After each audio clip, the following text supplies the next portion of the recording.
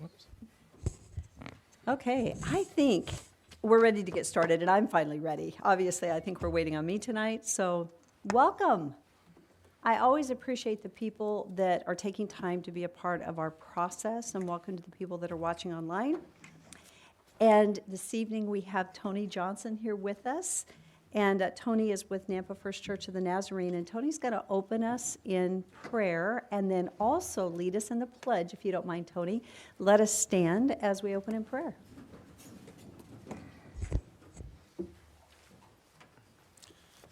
The word of the Lord from Isaiah 35. Until the Spirit from on high is poured out upon us, and the desert turns into a farmland, and the farmland is considered a forest. Then justice will reside in the wild lands, and the righteous will abide in the farmlands. And the fruit of righteousness will be peace, and the outcome of righteousness will be calm and security forever. Then my people will live in a peaceful dwelling, in a secure homes, and in carefree resting places. Even if the forest falls and the humbled city is laid low, those who sow beside any stream will be happy, sending out their ox and donkey to graze. Let us pray. God of all creation, we come to you today thankful for the city we live in and the blessings you have bestowed upon it. We thank you for the growth in population and revenues and business and development that you have brought to our community. For it has improved our standard of living and the thriving in life. And so we give thanks to you for it. We thank you, God, for all of these leaders that sit before you and how by your mercy, grace, and even providence you have allowed them to rise to these positions of influence and leadership. We thank you for them, Lord. Now we ask that you give them the wisdom and insight, the discernment they need for leading, planning, and guiding the development of our city, so that in the midst of all the prosperity, they will not forget those who are often left behind or marginalized, the widows and orphans, the immigrant, and the disabled and the poor. Guide them that your nature and character will guide the priorities they develop for our city, and work in them so your grace and truth guide their discussions, their planning, and their decisions. Thank you, Father God, creator of the heavens and the earth and of Nampa, for each of them, and for the blessings you have bestowed upon them, upon their family, and upon their businesses. Now guide this meeting and their leadership so your kingdom becomes more of a reality on earth and in Nampa as it is in heaven. We ask in the name of our Lord and Savior Jesus Christ, and by the power of your Holy Spirit, that it may be so. Amen. Amen. I pledge allegiance to the flag of the United States of America and to the republic for which it stands, one nation under God, indivisible, with liberty and justice for all. Tony, thank you so much, and I would say let it be so just as you read. Thank you. I think we're ready for roll call. Rodriguez? Here. Bruner? Here. Hogeboom? Here. Levi? Present. Haverfield? Here. Skog? Here. We do have a proposed amendment to the agenda, and that is to remove item 6-3 from the agenda. So as we look for a motion to approve the consent agenda, it will be with the removal of item 6-3 on the agenda. So moved. Second. Any discussion? Roll call. Rodriguez? Yes. Hogeboom? Yes. Levi? Yes. Skog? Yes. Bruner? Yes. And Haverfield? Yes.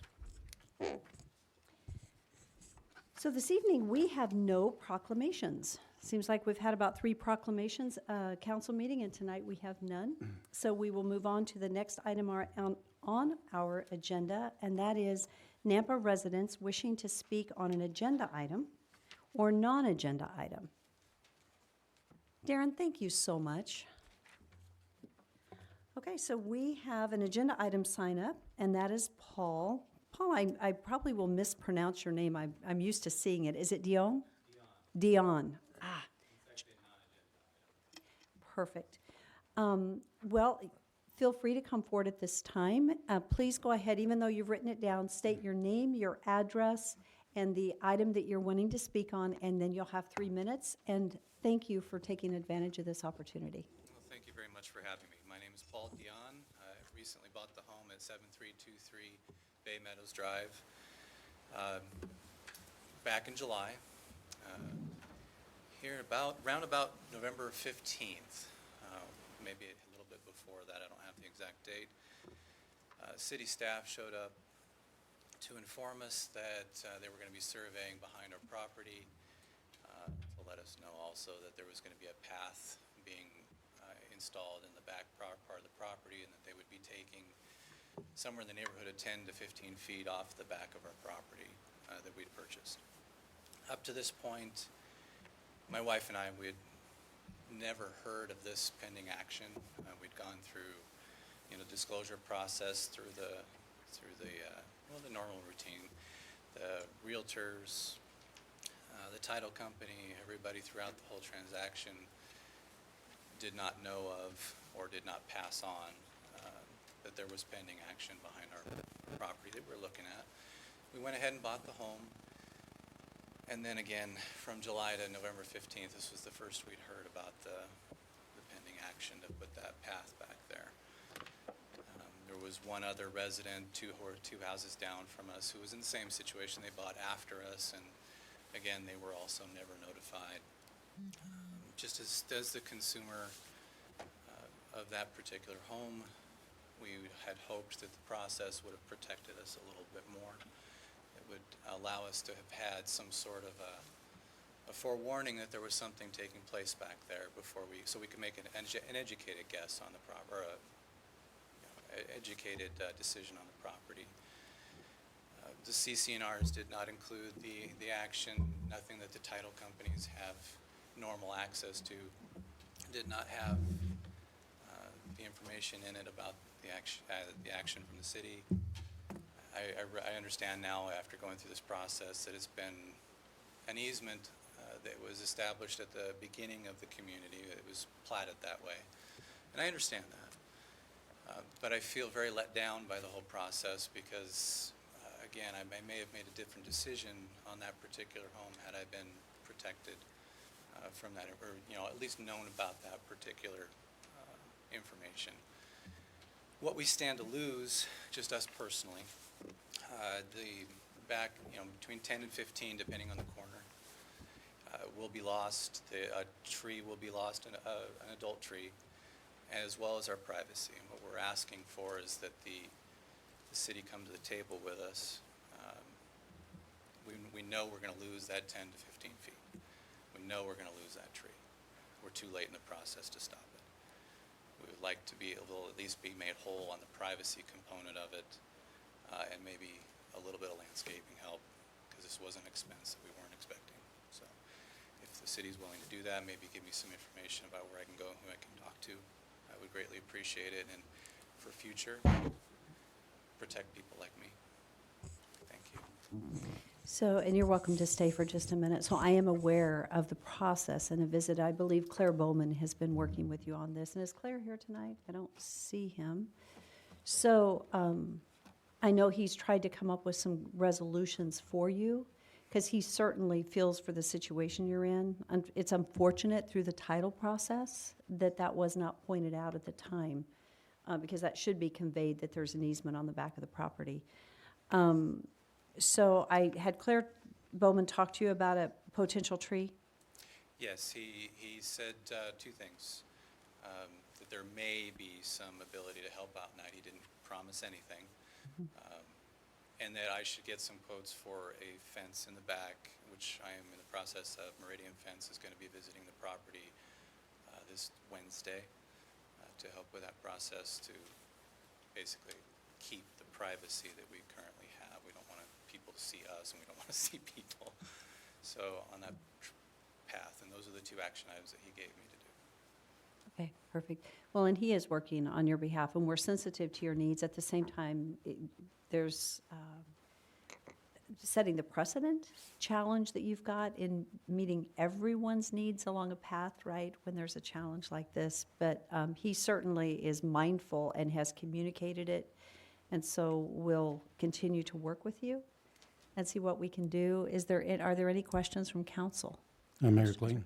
Yes. Actually, I spent some time with Paul this afternoon at his house because I needed to see rather than just read.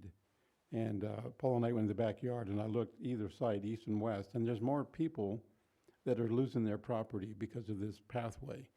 Now, I realize this pathway was started, 20 years ago?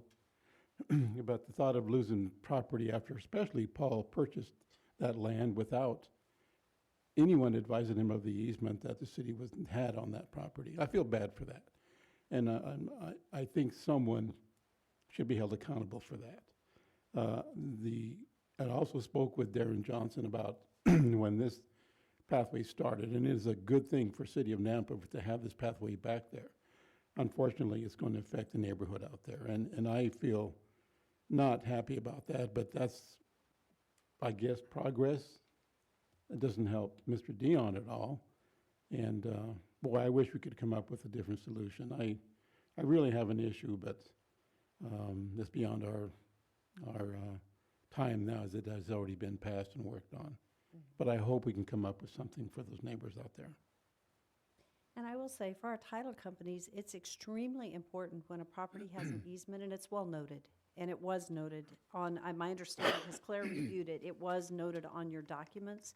But it's important that it's brought to a buyer's attention at the time. Right. Because you don't necessarily know, we don't know what we don't know, and I understand that. So we are just working through it, and I appreciate, though, because we did give you this opportunity and suggest that you come forth and use this opportunity. So thank you for doing so, because this is why it's here. I appreciate it for myself and for future people, just to look at process improvement and again, try to get us as close to whole as possible. That'd be Great. great. Thank you so much. Appreciate Thank you your for time. coming forth. Thank you kindly. Thanks, Paul. Thank you. Is there anyone else that had intended to sign up to speak on an agenda or non-agenda item? Mr. Kenny Roten. And you know the ropes? And is this an agenda or non-agenda? Non-agenda. Non-agenda. And I'm Kenny Roten, 4537 East Tuscany Avenue, Nampa, Idaho. And I come with good news. I would like to thank the mayor, council, everybody that was involved with the tree lighting and the Battle of the Bells. As you know, we had the civic organizations down there, a number of us. I chair the advisory board for the Salvation Army, as well as I'm president-elect of the Kiwanis Club of Nampa, and we were one of those ringing bells. The total was almost $1,700 that the groups raised in just an hour and a half, 2 hours worth of bell ringing down there. And I just want to say to all of the council in the city, it's great to see that we're all on the same page. I think that the attitude and the intent with the service groups and the cities just being so focused on, downtown, the citizens. It was a great event. I think everybody had fun. The lighting went off very well. The service groups were there competing friendly and raising money for the Salvation Army. So, the whole evening was just a positive. It was just win-win for everybody. The tree lighting went great. I think everybody that was in the crowd had a great time. The civic groups were able to come down, kind of do their thing, and the Salvation Army came out ahead, and they will, of course, use that money for the greatest good. And I want to just thank all of you for the support that you're giving, not only to events like that, but it's all year round. And as a fellow that's involved heavily with the civic groups, it's just great to get the support that you've shown and given. So it was good news. It was almost, like I said, almost $1,700. And thanks again. That is awesome. And Kenny, thank you for getting all the service clubs there. It's fun to see that happening and all the work that they do. Thank you. Is there anyone else? Seeing none, we'll move on to mayor and council comments. And I don't really have any comments this evening. Are there any council comments this evening? It's a quiet night. Mayor. Cindy. Along the lines of what Mr. Roten just said, I just want to put in a little plug. I'll be out ringing the kettlebells twice this month, and so be watching my Facebook page because I want to really help the people in our valley, and I want my kettle to be filled. And I will say, I believe we have a police fire kettlebell competition going on. Can you remind me of that date? December 15th, they will be at the Walmart out on Franklin, and it's a competition between police and fire to see who can ring the bell, and I'm not scheduled to ring the bell, which is disappointing. I'd like to. I may come join you guys. Go between the two. But thank you, Sandy. I could join, yes, I could do that. Thank you. Well, you know the police are going to win anyway, so it doesn't really matter.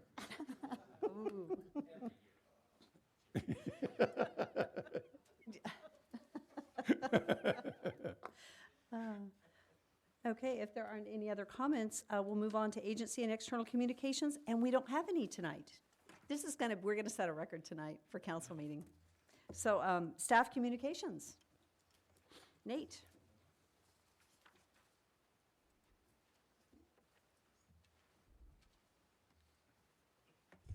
Good evening, Mayor, City Council. Short staff report as well tonight. We only have one item. It's surprise to no one, wastewater. So Phase 1, all components of Phase 1 are under construction now and on schedule to be completed by the end of 2019. But I thought I would just kind of show you a quick view of the plant and what we're building and what we've built. Let's see. So on the overhead, kind of the rectangle to the north and to the lower right corner, that is the Group A project. It focused on liquid stream process and enabling the plant to do biological nutrient removal. So that was the first project completed this last summer. Group B, the second project, is the rectangle up to the west there. That's the solids handling building. So with that biological process, cleaning the water, we pull more out of the water, and that building will handle all of the solids that we're taking out of the waste stream. And then Group C, our third and final project, is right there, that circle. That's a 900,000 gallon digester. So that's underway and will be the final project completed at the end of, or before the end of 2019. And I guess I can't go without mentioning our street crews, and they were all hands on deck for the storm event. They had dispatched crews Friday night for de-icing. They also were back out early morning on Sunday and did some more de-icing and patrols for safety and any wrecks. And then again this morning, they were back out at 4 a.m. this morning just to make sure there wasn't any issues. They did a little more de-icing of intersections. It was a priority 1 snow event, so there was less than an inch measured, and so that means they focused on the major roadways. All right. Any questions?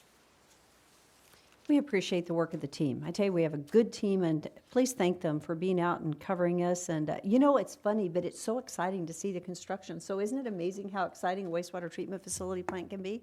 It's pretty cool to see the work that's getting done. Yes, and this is Google Earth. It's out there for everyone to see. That's awesome. Thank you. So is that it? Nothing else? Yes, that's all. Wow, okay. Just doesn't smell as good.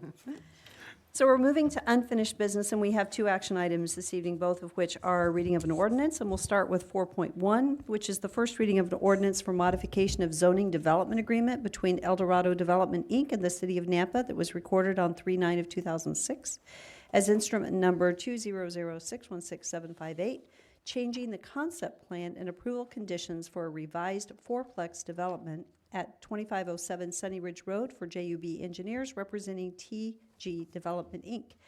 And it is requested that we pass this under suspension of rules. An ordinance enacted by the Nampa City Council modifying the annexation development agreement to which certain real property commonly known as the El Dorado Heights subdivision located in Nampa, Canyon County, Idaho, comprising approximately 8.36 acres, more or less, is subject described in ordinance number 3538 and recorded on March 9, 2006 as instrument number 200616758, records of Canyon County, Idaho, so as to alter certain requirements, terms, and conditions thereof to enable development of multifamily residential subdivision to be known as Sunny Ridge at White Hawk subdivision, and to allow for a revised design, directing the city planning director to alter the use and area map accordingly, providing an effective date, providing for severability, and repealing all ordinances, resolutions, and orders and parts thereof in conflict herewith. Okay, is there a motion? I'll make a motion to pass the preceding ordinance as read under suspension of rules. Second. Any discussion? Roll call. Rodriguez? Yes. Brunner? Yes. Levi? Yes. Skog? Yes. Hogaboom? Yes. Haverfield? Yes. Item 4.2 on the agenda is the first reading of ordinance for annexation and zoning to RA Suburban Residential at 908 North Middleton Road. This is a 2-acre or 87,120 square foot portion of the west half of the southwest quarter of Section 17, T3N R2W BM for Rodney Reuter for connection to city sewer. And this is also requested to be passed under suspension of rules. An ordinance determining that certain lands commonly known as 908 North Middleton Road, comprising approximately 2 acres, more or less, lay contiguous to the city limits of the city of Nampa, County of Canyon, state of Idaho, and that said lands should be annexed into the city of Nampa, Idaho, as part of the RA zone, declaring said lands by proper legal description as described below to be a part of the city of Nampa, Canyon County, Idaho, directing the city engineer and planning and zoning director to add said property to the official maps of the city of Nampa, Idaho, repealing all ordinances, resolutions, orders, or parts thereof in conflict herewith, providing an effective date, and directing the clerk of the city of Nampa to file a certified copy of the ordinance and map of the area to be annexed with Canyon County, state of Idaho, and the Idaho State Tax Commission pursuant to Idaho Code Section 63-215. Mayor Kling, I'd make a motion to pass the preceding ordinance as read under suspension of rules. Second. Any discussion? Roll call. Rodriguez? Yes. Brunner? Yes. Hogaboom? Yes. Skog? Yes. Levi? Yes. And Haverfield? Yes. Item 5 on the agenda is, as usual, pending ordinances that are postponed as we're waiting on supporting documents. So we move on to Section 6 of the agenda, and this is new business. And our first action item is approval of the Mayor's Teen Council bylaw revision. And to speak to this is Kristen from the Mayor's Office. And Kristen, I'll let you introduce our executive leaders. Good afternoon, Mayor and City Council. Hope everybody's doing well tonight. Thank you for taking time to review the Mayor's Teen Council bylaws. A lot of these adjustments are just to increase flexibility that the Mayor's Teen Council needs to function. This last year, this is Kimberly and Morgan, and they are our executives. They are outstanding members of Mayor's Teen Council. These young ladies really foster mentorship. They do a lot for the members as well as for the Mayor's Teen Council. They're heavy lifters, they're outstanding leaders, and I'm really very thankful, and the city is very lucky to have them on Mayor's Teen Council. And so thank you, ladies, for your mentorship and they did the work here with mentorship from Councilwoman Levi on the bylaws, but really it's to allow flexibility and increased user friendliness, I would say, but I'll let them. Hi, so the reason we decided to revise the bylaws is because last year Kimberly and I were on executive council, just as we are this year, and we just noticed some little inconsistencies and issues that led to some problems within the council, and when it came to elections for this year's executive council, so we decided that we should just make some small revisions to hopefully make the council as best as we could make it. And in this process, we would like to thank Councilwoman Levi for helping us in this integral process of revising our bylaws. Councilwoman, would you like to comment? Thank you, Mayor. I've had a wonderful couple years working specifically with these young ladies, and they are definitely quality. And to see what they have done, and as we've gone through transitions, and they've hung in there, and they are real rock stars. So I'm pleased to be able to working with you again this year. So do we have any questions from council regarding the minor adjustments to the bylaws? Madam Mayor, I have no questions. No questions regarding that. I'm just always interested. I know you ladies have been before us before, but Kimberly, what year in school? Where do you go to school? Just interested in, I'm a senior at Skyview High School. you're a hawk, okay? And she's also Martin Thorne's granddaughter. Oh, really? I won't hold that against you. He's great grandpa. Go ahead. Thanks. I'm also a senior at Skyview. Okay, so is it a mixture of all the different schools in Nampa?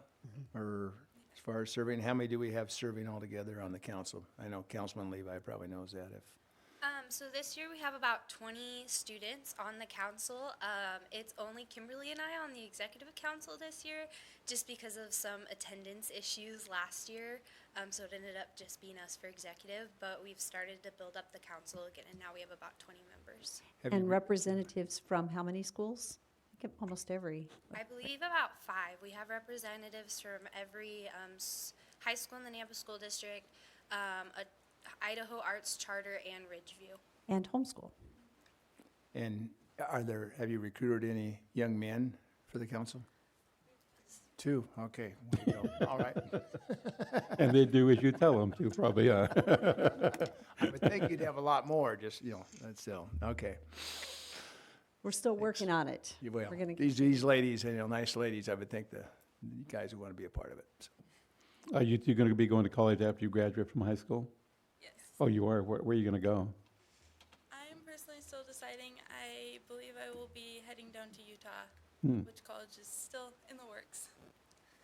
I've been accepted to University of Idaho, and I plan on going there.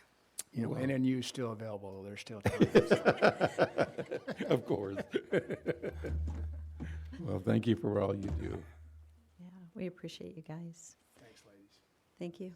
So any discussion regarding, this is an action item, and so we would be looking for a motion to approve the bylaws as suggested. Mayor, I would move that we approve the Mayor Teen Council revision of bylaws. I'll second. Give it to Victor. So it has been moved and seconded. Are there any discussion items? Hearing none, roll call. Brunner? Yes. Hogaboom? Yes. Haverfield? Yes. Skog? Yes. Rodriguez? Yes. And Levi? Yes. Thank you, ladies. Thanks. Appreciate you. Thank you, Kristen. Okay, item 6.2 on the agenda is Beth Heineck. This is direction regarding the disposition of 129 2nd Avenue North. Mayor and Council, I provided in your packets kind of a detailed history of this property. As some of you who were on the council in 2016 may remember, I came before you at that time. We had some development interest in it and did an analysis just based on the county assessor's valuation of property in the area and identified the property as surplus, held a public hearing, and no one testified for or against the sale of the property. Just a reminder, it's about 1 acre on 2nd Avenue North across the street from Americold in North Nampa. We received no bids at the auction that was held. Nobody showed up. The purchase price that we had identified at that point was $88,503. And the person who kind of initiated the disposition of the property changed their direction and what they were doing, so certainly they did not show up to bid, and it has just kind of been sitting out there as a city-owned asset. And then this last fall, I was approached by another interested party, and they submitted an offer. Because we had already gone through the declaration of surplus, held the auction, and nobody showed up, my understanding from legal counsel is that we can then kind of sell the property, enter into a purchase sale agreement with anybody that shows interest. So prior to drafting a purchase sale agreement with our legal counsel, wanted to come to you tonight to get your direction on whether you still want to proceed with selling this parcel, and if you do, what the purchase price should be. So they have offered $60,000 to acquire the site with the intent of building a home on a portion of it and using the other portion for a community garden. About half of the property is in a floodway designation, so it certainly has some restrictions there. So I'm good with selling it. Are you looking for, this is an action item? Go for it. I'll make the motion regarding action item 6.2, regarding the disposition of 129 Second Avenue North. You've identified in the packet the buyer. I don't know if for the motion that needs to be stated. The specificity, I don't know. I don't think so. Okay. It's just moving to go ahead and Yeah, dispose of it at just what price? go ahead and move to dispose of it in sale for the amount that you identified in the For packet. 60,000. Yes. I'll second, and then just have one question, which I think I know the answer to. Okay. I mean, so the buyer is aware this is in a floodplain? Yes. Okay. And if council approves the motion as presented tonight, then we will draft that purchase sale agreement with legal, and that will come back before you. If agreeable, we can put on the consent agenda or regular business for you to execute that purchase sale agreement and then proceed to closing. And for the sake of Paul, who showed up earlier, I assume you're going to make sure that the buyer is aware of any and all easements on the property? Okay. I'm good then. Mayor Kling, I do have a question. Beth, it says here, the CDBG interest was bought out from building department and police department funds. Please explain that. Originally, the property was purchased with CDBG funds for a multifamily low-income housing project, and then with the floodway issues, they were not able to move forward because that all translated right at the time that FEMA was adjusting the floodplain in that area. So we had to buy out that CDBG interest in the property because it was no longer being used for a CDBG allowed project. And so at that point in time, the building department and the police department thought that they had alternative uses. So they used funds from their budgets to buy out that CDBG interest. So a portion of the discussion could certainly be if council wants to designate where that $60,000 in revenue gets put, whether it goes to just the general city fund or if it goes to specific departments, that would be at your discretion. Well, I'm wondering how much could go back to the police department or the building department. So do you have any idea? I didn't have in my records the exact amount that went to each one. We could probably maybe research it with finance. Well, I'm just kind of curious. I think that should be returned back to those two departments if they could, for the beneficial use for the community, but I don't know. I'm just asking. I'm not sure, Mayor, if that is able to do that, but I would prefer that happen. And I do have a question. Is there a reason why we're not selling the property at the price we paid for it, which is $67,000? The $60,000 was the purchase price offer that we received. So it's certainly at council's discretion to counter offer. And what year was that? The purchase happened in 2005. Okay. The 67,000? Yes. Okay. Do we have an appraisal on that? No, we just did an evaluation based on assessed values in that area. Oh, I see. And that was prior to the floodplain designation being finalized by FEMA, correct?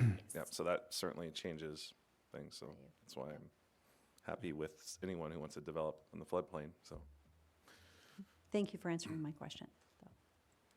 Is there any further discussion? So we have a motion and a second, and if there's no further discussion, I think we would move to roll call. Rodriguez? Yes. Levi? Yes. Haverfield? Yes. Skog? Yes. Brunner? Yes. Hogaboom? Yes. Thank you, Beth. Okay, item 6.3 was removed from the agenda, and we're now ready for item 6.4. This is an action item, and this is to authorize the mayor to sign the contract with Rosenbauer to lease one fire engine for the amount stated on the contract. The lease amount is $522,000, $709, I should say, for a period of up to 7 years. This has been reviewed and approved by legal counsel and is part of the budget. So moved. Second. Discussion? Roll call. Rodriguez? Yes. Brunner? Yes. Hogaboom? Yes. Levi? Yes. Skog? Yes. Haverfield? Yes. Item 6.5 is also an action item, and this is to authorize the mayor to sign the contract with Rosenbauer to purchase one Quint aerial ladder truck in the amount stated on the contract. The purchase amount of the truck is $813,908, and it's purchased out of the fire department impact fee account. This has been reviewed and approved by legal counsel. So moved. Second? Discussion. Just, let me just commend, we had our dedication today, Chief, and for a unit that I was just very, very impressed with, and I think it's gonna save the city money, and appreciate you doing that. I would just, maybe Mayor, if he or the chief eventually can just kind of explain to the public what that vehicle is and what it's gonna do eventually, but right now I have a second, Okay. we have a second, so. And I don't care which way we go, if we can vote and then have him come Yeah, forward, if that'd be you'd great. like. So is there any further discussion or any questions about this? And I do look forward, so after we vote, we'll let you explain the Quint and the truck today. Yeah. And the Quint is the squad, excuse me, but we'll Squad. explain the Quint also at the same time, because this is a good value and a good investment, the Quint also, so we can talk about both. But if there's no further discussion, let's go to roll call. Rodriguez? Yes. Bruder? Yes. Hogaboam? Yes. Levi? Yes. Skog? Yes. Haverfield? Yes. Chief Roberts, thank you for coming up and telling us about both of them. Thank you for allowing me to speak on behalf of what's happening in the fire department. I'll start with the Quint. The Quint is elevated stream, master stream for some of our elevated structures on that area where it's developing off of Franklin by the Idaho Center. It became evident this year through the ISRB, the Insurance Rating Bureau from the state of Idaho. We hold a level 2 insurance certification from them, which is one of the highest in the state of Idaho. And to maintain that level 2, the ISRB said that we needed to supply a truck or an aerial elevated master stream to that area within 2.5 miles of any of those buildings. And so when we looked at the availability through the budget, we knew that that was a difficult issue. So we went to Ann Westcott, who manages or works with us for impact fees, and she said that this aerial apparatus would be allowable through impact fees at 100%. Once we explained that it was due to impact of the area that it was necessary. So this gives us an added benefit. What this unit will do, it will go out to Station 5. We'll eventually put 4 people on it. It'll have we'll have 4 at the time that we receive it. By the time we order it, it takes 13 months to receive it. And so we kind of follow that close, but it's always an extended period of time. But that's what the Quint is allowing us to maintain and keep our insurance rating for the residential, the insurance values lower in that area because of the addition of the Quint for that area, and it'll also help in the industrial, commercial areas. So that's what the Quint is for. The Squad is a small 2-person unit it's called an advanced life support unit. And so we have a captain and we have a paramedic on it. This allows us to hopefully reduce some of our run times. And it's a diverse unit that can assist, or it'll take all of the medical calls, not all of them, but the ones that they can respond to. And then it will be backed up by the engines in the what we call the first due area. It's district, so we have 5 stations, and those areas are what we call their first in district or first due district.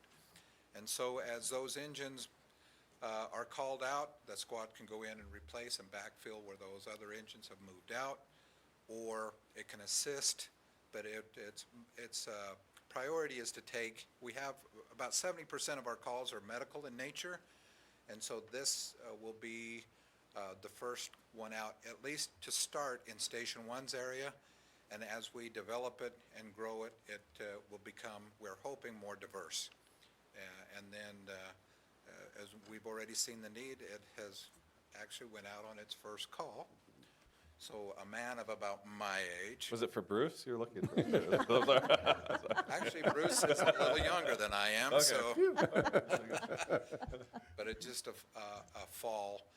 And those are the types of calls that we really want to initiate the Squad on, it's an emergent nature for those patients, but not in the such that it requires the medical ability of multiple hands.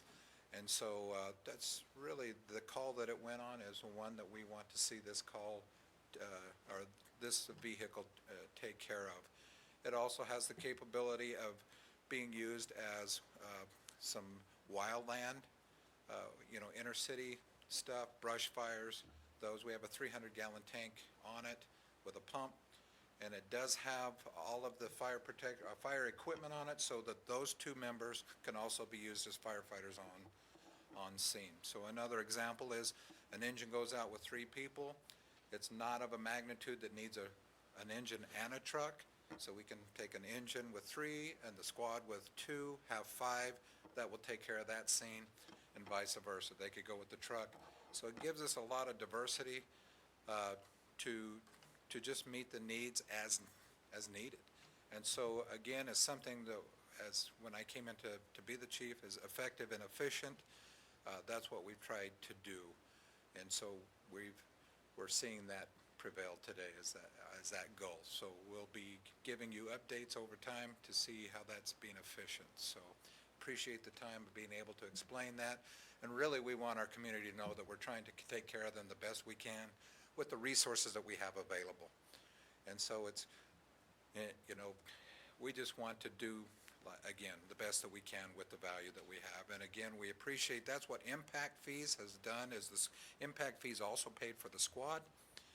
And so that didn't come out of the general budget, and it's so for growth.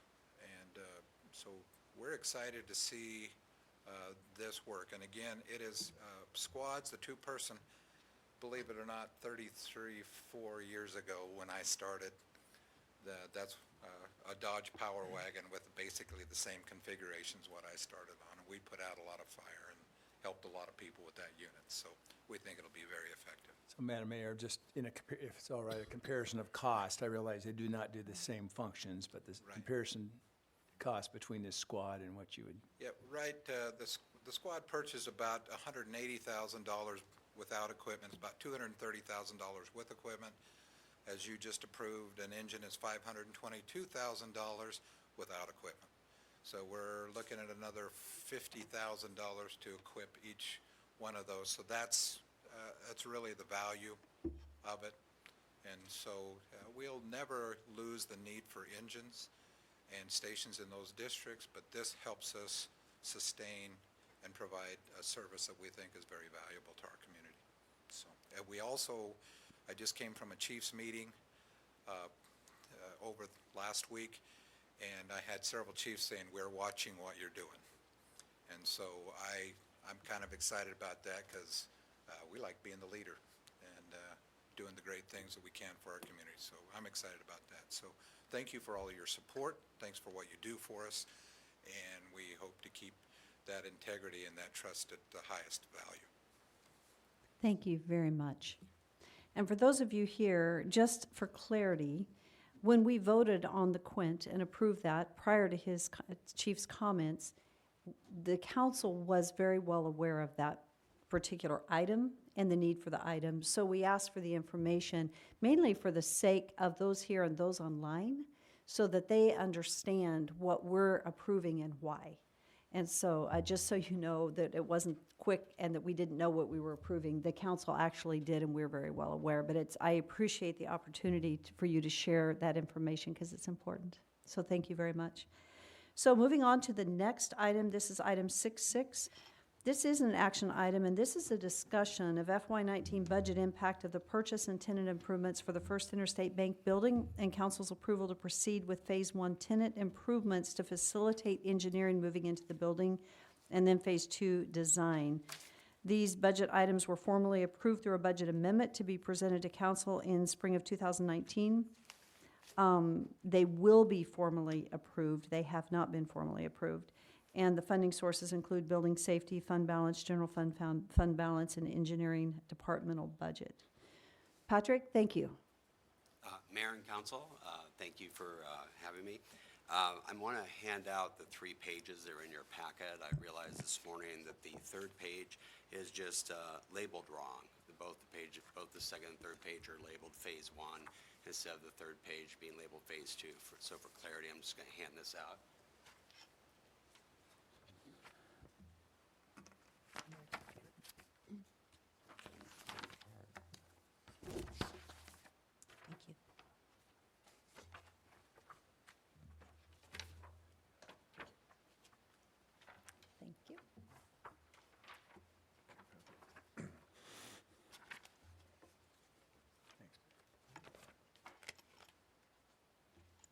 Thank you. Thank you. Thank you, Patrick.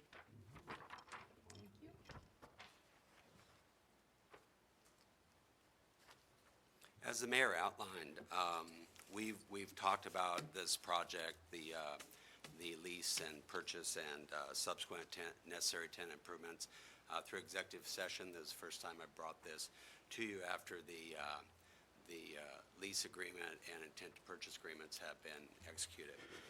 Since that time that we've had discussions, we've had an opportunity to bid all of the work necessary for Phase 1 to move the engineering department into the second floor of the First Interstate Bank building. As you recall, the engineering group developed a 10-year plan to hire additional engineers in-house in order to have cost savings about $2.5 million in the next 5 years. Since we're currently out of space to house the engineering department in a contiguous area, that's why we went to the First Interstate Bank building with a 9-month lease.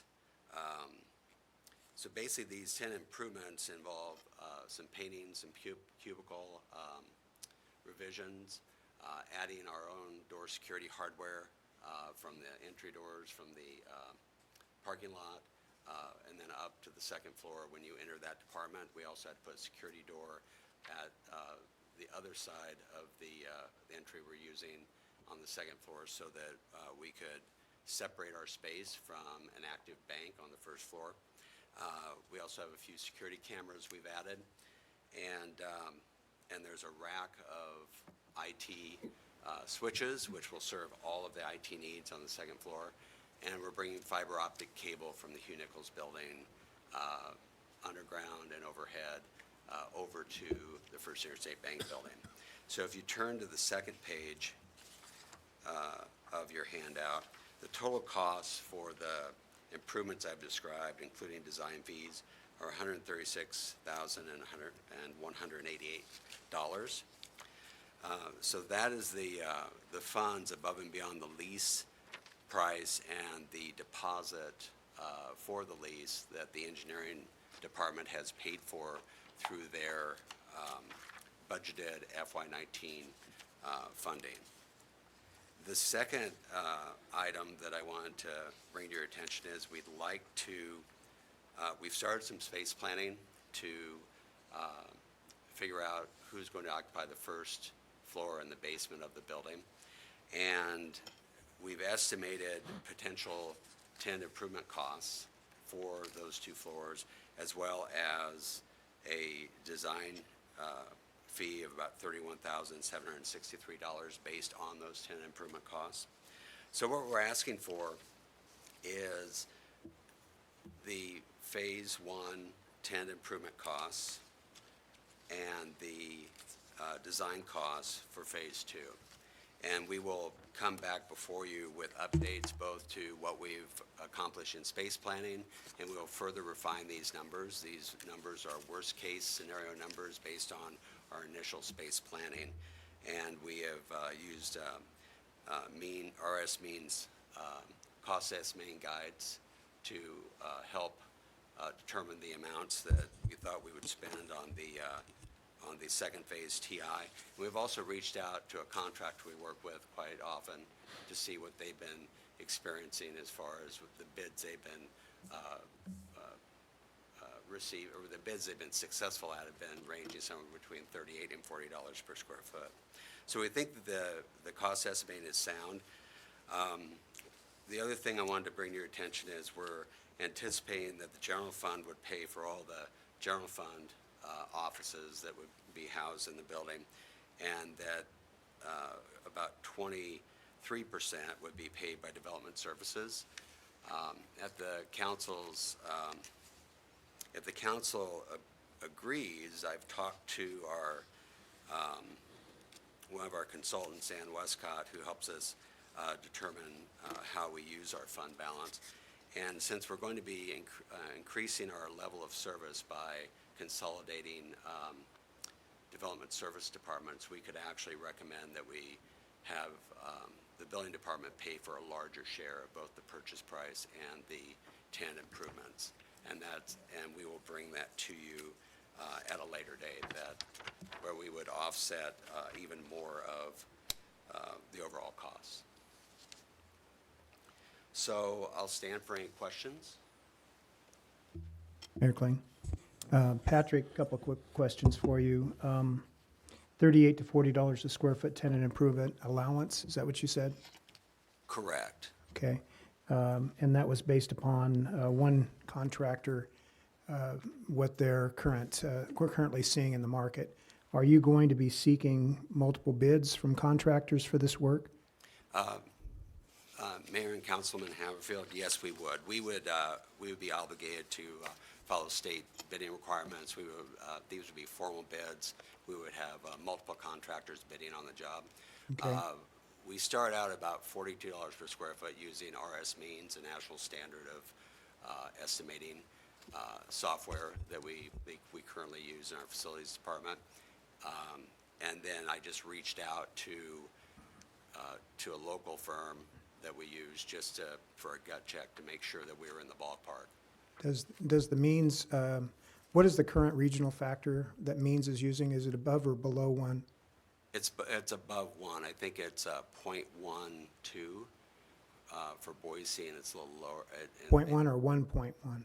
It's 1.12 for Boise, and I believe it's So it's higher than the national average? It's higher than the national average. So you're going to be receiving multiple bids from contractors through an RFP process? It would be a competitive bid process with construction documents and a formal bid package using. So it's just a design bid approach then? It's a design bid approach. Are you receiving, I'm sorry, Mayor, are you receiving multiple bids or quotes then from design companies, or are you pre-selecting someone? We have been using for some of the initial space planning, we've been using JGT. Since it's below $50,000, we don't need to go out to a formal selection process. We can just sole source. Okay. And they're currently on the preferred list that engineering bid out. I see their name on a lot of the work that's going out. I know I'm not, obviously, because I can't, but are there other firms being considered for design services that are on that list? We can consider other firms. We hadn't because we just rolled from space planning into design, but we can look at that. Well, I think it's just, that's one of the reasons I moved forward onto council is the desire to see more local companies have opportunity and not to just pre-select with the same company over and over and over. I have nothing bad to say about Greg and his firm, obviously, but LCA and ITEM, some of the names that I see listed here are Boise companies as well that are higher priced companies and aren't giving local consideration. So I just want to make sure that you're aware of the fact that we'd like to see the opportunity being given to more than just one company. And if you're going through the multiple bid process, I know that those are contractors that are pre-selected as well in your top tier. So I just want to give a shout out to the rest of the companies that are looking for work as well. Mayor and Councilman Haverfield, I respect that, and we'll look into that. Yeah. A lot of times we, especially for not necessarily architectural services, but for engineering services, many times we reach out to Boise because we don't have the depth for some of the projects that we do. And something like this, where it's a simple remodel, we would be able to probably find. And I know it's not a big portion of the total projected cost, but again, every nickel, every dime comes out of a taxpayer's pocket. So just want to make sure you're aware that we're watching that and want to make sure that we're taking care of the people that put us into these seats as well. And Councilman Haverfield, I appreciate your comments. I think that very well stated, and I agree with them, and I do appreciate them.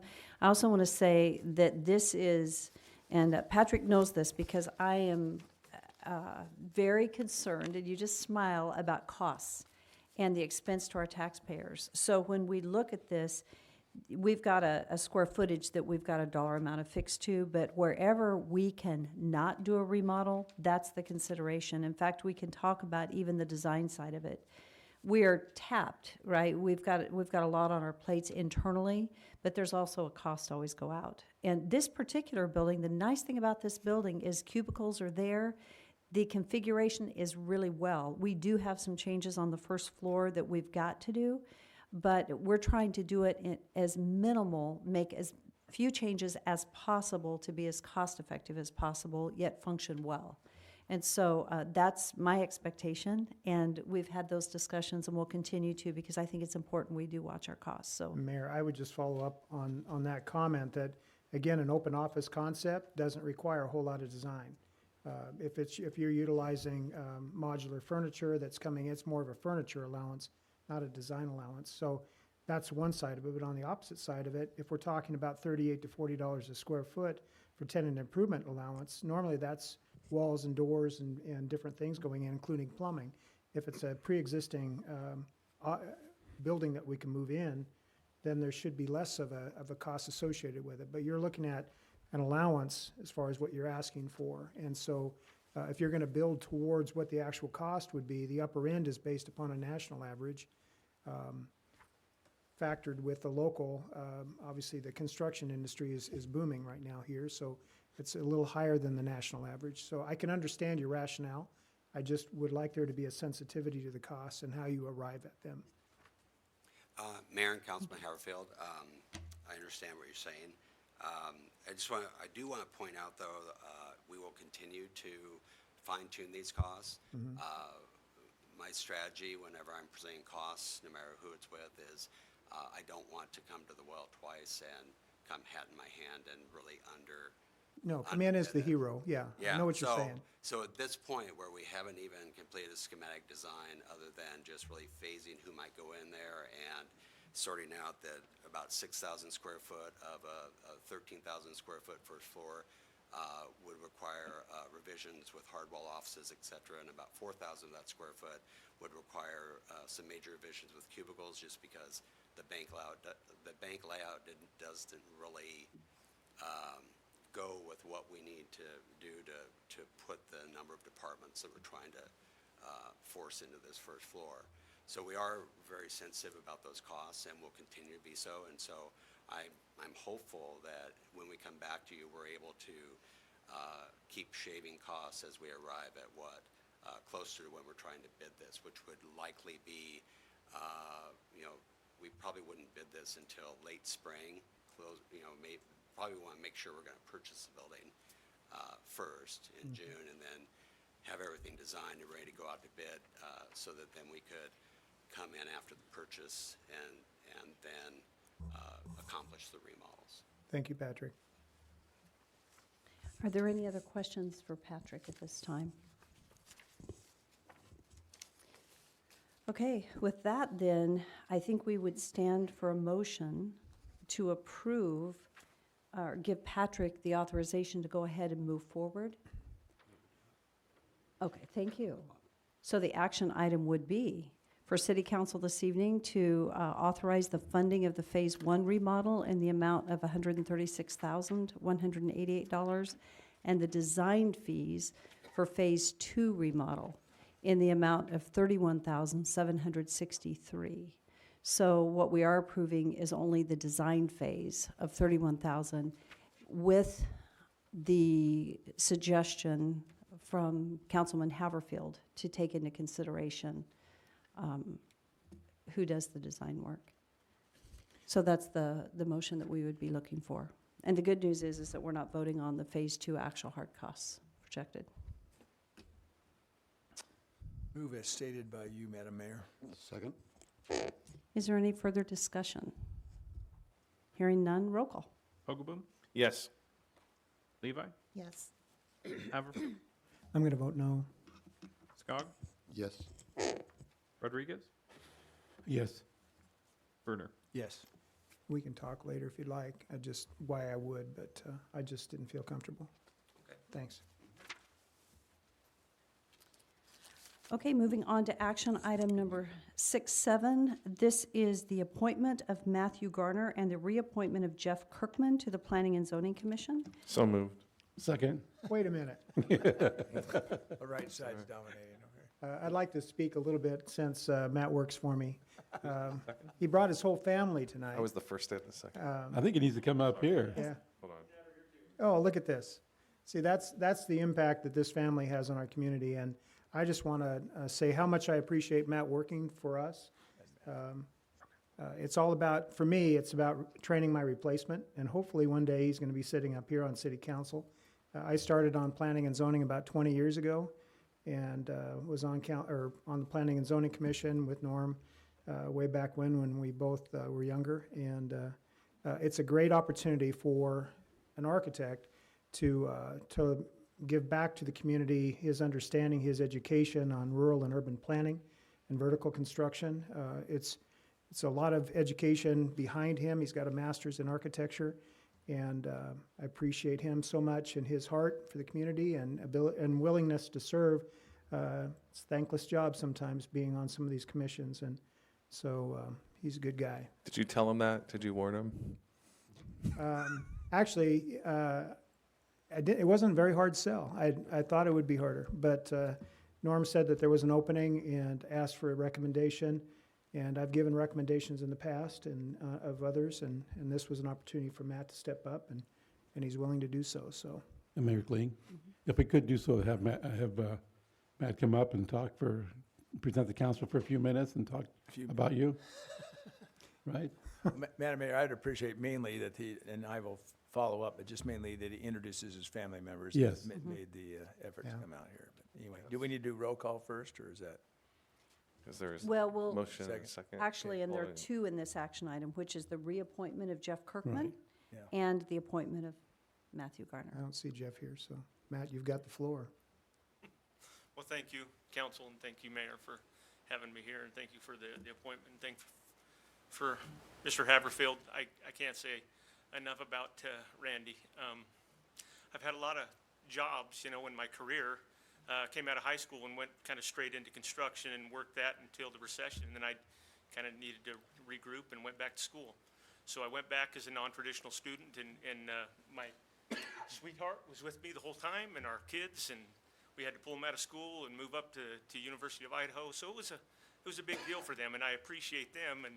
And I tell you, in all those jobs that I've had, I've never had a boss like Mr. Haverfield. He's a very, very good man, and he's treated me with so much respect and kindness, and I cannot repay it, other than just to stand here and to sing his praises, because I do really, really appreciate him and all that he does for me and my family. As far as my family, I got my mom and dad. They've lived here all their lives. Mom grew up in Melba, dad grew up here in Nampa, and I grew up here in Nampa down on 9th and 9th, so we've lived here in town. My wife, Jelaine, and my son, Matthew, is right next to her. And then you remember Claire, she was here a few weeks ago with her leadership group. And then my son right behind is Hiram. And I'm sans one because my oldest boy's not here. So that's my family. And like I said, the journey to go from where I've been and to go through school to get my degree and to take this journey into architecture, it's been a challenge, but it's one that I've accepted. And I love what I do, and I think that probably for the most part, talking to a bunch of my colleagues that I've gone to school with, I've heard several of them talk about how they just really don't enjoy the profession of architecture because of the firms that they work for. And that's why I say I've been so very blessed to land where I have. And so thank you again. I don't know what else to say. If you have questions, I'd answer them. Well, I didn't have to pay him for that either. That was my next question. Or how many? Well, I take it back. I do have to pay him for that. I don't think you'd be seen that if you were paid. So all of that said, I'd like to say thank you. Thank you for putting your hat in the ring. It's wonderful when we have people that, one, are willing to step up, because this is a heavy lift. It's a very important role, and the decisions that are made at planning and zoning are very important in this community. It's wonderful to have someone that has grown up here, that loves our community, that wants to give back and serve. Thank you very much for doing so. You're very welcome. And then for everyone here, there were several applicants, there was an interview process, and I do want to say, because you do work with Randy Haverfield, Randy, I forgot to send an email, but just to communicate that I feel very confident that there's no conflict in this situation, in that you learn a lot from one another, but these are two totally separate roles, and I feel confident in, even though you work together in an office, that there is a separation in the responsibilities that you each carry separately. Absolutely. Yeah, you don't have to always agree with him. It's okay. Only when I'm in his office. On the mid-month and at the end of the month. That's right. Well, welcome, Matthew, to your Thank you. family. Yeah. Thank you. Thanks for coming. So we have had a motion to appoint Matthew Garner and reappoint Jeff Kirkman to the Planning and Zoning Commission. It's been moved and seconded, I believe, and discussion has ensued. Is there any further discussion? Seeing none, roll call. Rodriguez? Yes. Levi? Yes. Haverfield? Yes. Skog? Yes. Brunner? Yes. Hoagland? Yes. Okay, our next action item is the appointment of Myron Smith and the reappointment of Mike Gable and Roger L. Volkert to the Building and Site Design Standards Committee. This same process. There were interviews, and Norm, I appreciate your leadership and working us through these process for these different interviews. Does Myron Smith happen to be present? There you go, Myron. Thank you. And I don't know if Mike Gable or Roger Volkert are present. I don't see Mike. Okay. So actually, Myron, would you like to come up and introduce yourself? I can do that. I'm not known for long-winded, so we'll just get to the point. And thank you for your willingness to serve. Oh, you're so welcome, Mayor Debbie. I've been a mayor before, so I understand those things, how hard it is to sometimes fill the things up when we need them. And there's always a hole out here somewhere. But just kind of briefly, I'm a retired fire chief. I was in the fire service for quite a few years. I retired in 2011, and we moved over here to be with my son, who was already over here. And we babysat kids for a little while, but it was the greatest thing we ever did. So, but I served with West Fir and Oak Ridge to help them do quite a few things, also with their wastewater, their water department. I was head of that. I did the code enforcement and also served 4 years as mayor and 4 years on the city council. So I was a little busy guy over there. We did quite a bit. City of Oak Ridge worked together with the fire. I did leave them. It always says leave them better than you found them. I believe I really did, because of the new wastewater plant, the new water plant, but most of all, my new E1 fire truck that I left them with, brand new right out of the hat. So I feel we did a really good job for them over there. So I'm here to help do the same thing. I don't have any problems. I don't know anybody really, so I can't really say, well, I don't like him. Well, I don't, well. You don't like Excuse me? Victor. No, I didn't say that. now. Well, I like you. Okay, yeah, and I sort of like him a little bit, okay, so that would put it right there. But I hope to do the same for you folks, and if there's anything I can ever do, all you need to do is holler. I'm available. Mayor Kling. Thank you. Okay. Thank you, Mr. Smith and Councilman Haverfield. Where is West Fir? Pardon me? What state is West Fir in? We're in Oregon, and it's about 60 miles up the mountainside out of Eugene. Okay. We don't talk about the quackers, okay? I'm sorry. I'm over here. You're talking and I'm a about Oregon? Bronco. I'm a Bronco, so. But we're up the highway about 50 miles. Our area up there is roughly from milepost 17 up to the top of the summit, which is milepost 55. We serve all that in the fire and ambulance as well. And was quite a job, but I loved every bit of my fire service. So it was a rural fire district then? Yes, yes, it was. All volunteer. We had 4 maybe paid members was all we ever had. Well, we were supposed to have, the fire chief was not, was a little paid. However, I was a working fire chief, so I was out doing the extrications and everything else because there was a lot of times we just didn't have enough personnel, so you can't sit behind your desk. You got to get out and do things.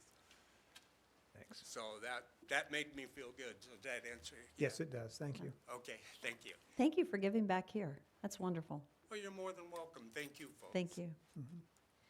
Okay, so I would stand for a motion. So moved. Okay. I'll second that. Any further discussion? Roll call. Bruner, Yes. Hogaboom, Yes. Levi, Yes. Scott, Yes. Rodriguez, Yes. and Haverfield. Yes. Item 6.9 on the agenda. This is the first reading of an ordinance for street naming of North Hardy Lane, and this has been requested that we pass under suspension of rules. And Nate, would you like to, oh, there we go. Daniel. Mayor and council, the policy in the county and this property is located within the county, not within the city limits, but it is within our impact area. The engineering division is responsible for all addressing within the city's impact area. And so one of the rules is that once a private driveway has more than 3 units, so once they put the 4th unit on there, it's required to have a street name. And so this area out off of Airport Road, just before McDermott, they are doing a development in the county and adding that 4th unit, and so they need to have a street name designation so that we can address off of that. And so they've requested North Hardy Lane. We've verified that that is an acceptable street name and would just request that you would pass the ordinance to name the street. So moved. Second. Do I read it first? Yes, let's read the first reading and then we'll. Sorry. An ordinance of the City of Nampa, Canyon County, Idaho, naming it a new private lane, North Hardy Lane. So moved. Second. Excuse me. Okay, so we're back. Bless you. Thank you. So it's been moved and seconded. Is there any discussion? Roll call. Rodriguez, Yes. Bruner, Yes. Hogaboom, Yes. Levi, Yes. Haverfield, Yes. Skog. Yes. Action 610 on the agenda is an action item for a resolution of intent to create an LID and authorization to hold a public hearing on January 22nd, 2019 for consideration of the city's intent to create sidewalk LID 166. Daniel? So moved. Second. Discussion. Roll call. Rodriguez,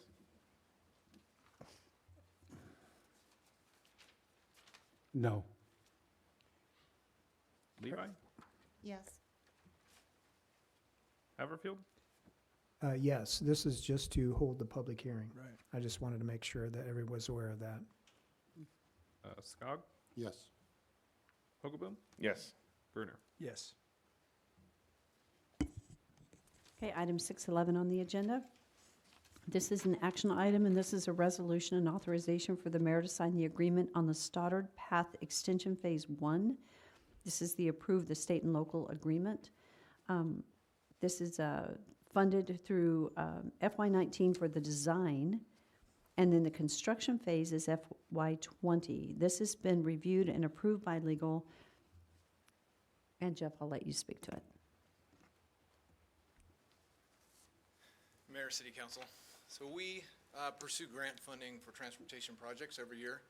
And I'm really representing Parks and Darren and his team. They did a lot of labor, and there's a lot of people that are going to choosing the grant projects and putting the package together. But this is one such a project that we received funding last year. And this is the first phase of the Stoddard Pathway, which I know Parks and Economic Development had worked to secure the right-of-way where the railroad was to extend that pathway. It starts at Iowa and it extends to Amity. And we already have an Amity pedestrian crossing there as part of that project when it was put in. So this is a state-local agreement between us and the state and to commence the project. Stand for any questions you might have. Madam Mayor, I'll make the motion to approve the state-local agreement, design and construction, to authorize the mayor to sign this agreement. Second. Any discussion? Roll call. Rodriguez? Yes. Hogaboom? Yes. Levi? Yes. Scott? Yes. Haverfield? Yes. Brunner? Yes. 6:12 on the agenda is an action item and resolution and authorization for the mayor to sign the state and local agreement for the Smith Avenue and Middleton Road intersection. The design is FY18 and construction was FY19. So moved. Second. Any discussion? Roll call. Hogaboom? Yes. Levi? Yes. Haverfield? Yes. Skog? Yes. Rodriguez? Yes. Brunner? Yes. Item 6:13 on the agenda is another action item, and it's authorizing the staff to submit the FY transportation grant projects for funding, including the city match dollars. I do want to say, I so appreciate, Jeff, the work that you and your team are doing and the grants that you're identifying. It's important to the city, and thank you for that work. I'll make a motion to approve the motion. Second. Make a motion to approve that as written. Sorry. I think we got it. Thank you. Okay, so it's been moved by Councilman Haverfield, Motion. seconded by Councilman Rodriguez. Yes. Discussion. Hearing none, roll call. Brunner? Yes. Hogaboom? Yes. Levi? Yes. Skog? Yes. Rodriguez? Yes. Haverfield? Yes. Item 6:14 on the agenda is another action item, authorizing the mayor to sign the Federal Aviation Administration grant application and sponsor certifications for the Airport Improvement Program, AIP 31, which is Taxiway Taxi Lane Extension Project. So moved. Second. Discussion? That was quick. That was Was. fast. You guys don't even attend the airport meetings. Well, I was at the last. You can go ahead and bring up. That's all right. I was ready to make the motion. So you just, I'm about to lose the bet. I said we'd be done at 7:15, so shoot, I owe someone lunch back there. He sees food back there somewhere. I lost. Roll call. Rodriguez? Yes. Levi? Yes. Haverfield? yes. Skog? Yes. Hogaboom? Yes. Brunner? Yes. So needless to say, we have no public hearings this evening, and the last item on the agenda is an executive session. So I would stand for a motion to adjourn into executive session per Idaho Code 742061E to consider preliminary negotiations involving matters of trade or commerce in which the governing body is in competition with governing bodies in other states or nations. So moved. Second. Roll call. Let's see. Rodriguez? Yes. Brunner? Yes. Levi? Yes. Skog? Yes. And Hogaboom? Yes. And Haverfield? Yes. Perfect. Thank you all for attending this evening. We appreciate it.